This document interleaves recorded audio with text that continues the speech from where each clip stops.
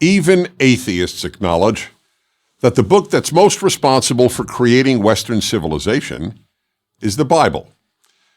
Until very recently, that was considered quite an achievement. After all, it was Western civilization that created societies rooted in individual liberty, rooted in democracy, that affirmed the equality of all people, and which gave the world the notion of universal human rights. Of course, these unique moral ideals took centuries to be realized, and the ideals were often violated. But only the West formulated these ideals, let alone achieved them, and then spread them around the world. In the last half-century, however, many of the recipients of these gifts, especially the well-educated, no longer regarded Western civilization as morally superior to any other. And as reverence for Western civilization fell, so did reverence for the source of that civilization. The Bible has not only been neglected, but reviled, as a foolish fairy tale at best, and as an immoral work at worst. This view springs not from intellectual rigor, but from intellectual laziness. People throw out all sorts of objections to the Bible as if there were no rational and moral responses to those objections. But the fact is, there are rational and moral responses to all those objections. I give many of them in my book, The Rational Bible, but let me offer two here. In the biblical book of Deuteronomy, it says, if someone has a rebellious son who does not obey his father and mother, his parents can take him to the elders of the city for judgment, and if the son is found guilty, the citizens are to stone him to death. Sounds pretty primitive, doesn't it? In fact, however, it was an enormous moral leap forward. This law ended forever parental ownership of their children, and with it, the right to kill them.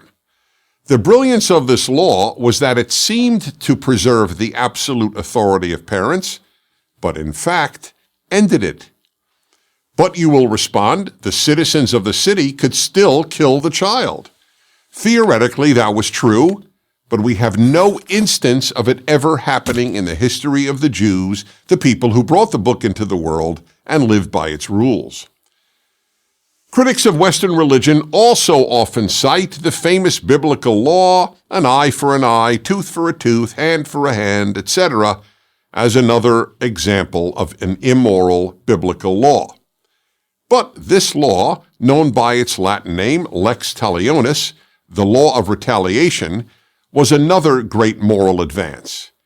It was not meant to be taken literally, and it never was, for the simple reason that it's impossible to exactly duplicate bodily harm.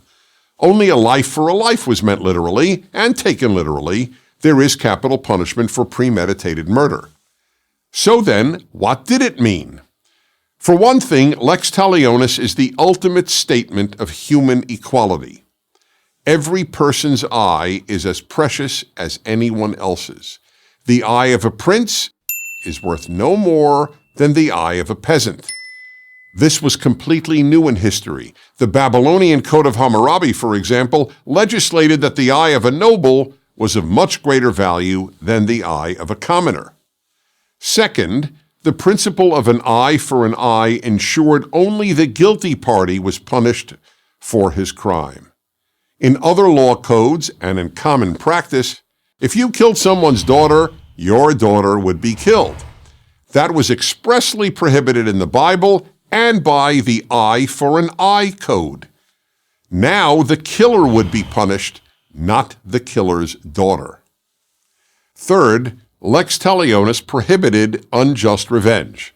In the ancient world, if a man gouged out another man's eye, the victim, if he could, would gouge out both the attacker's eyes, or kill him, or hurt his children, and so on. In contrast, eye for an eye ensured the victim receive appropriate compensation for the damages he suffered, but the punishment had to fit the crime. The next time you read or hear someone argue that the Bible is irrational or immoral, tell them how the stone the rebellious son law ended parental killing of children, and how the eye for an eye law struck a unique blow for human equality and justice. If they're intellectually honest, they'll admit that they have learned something new. I'm Dennis Prager.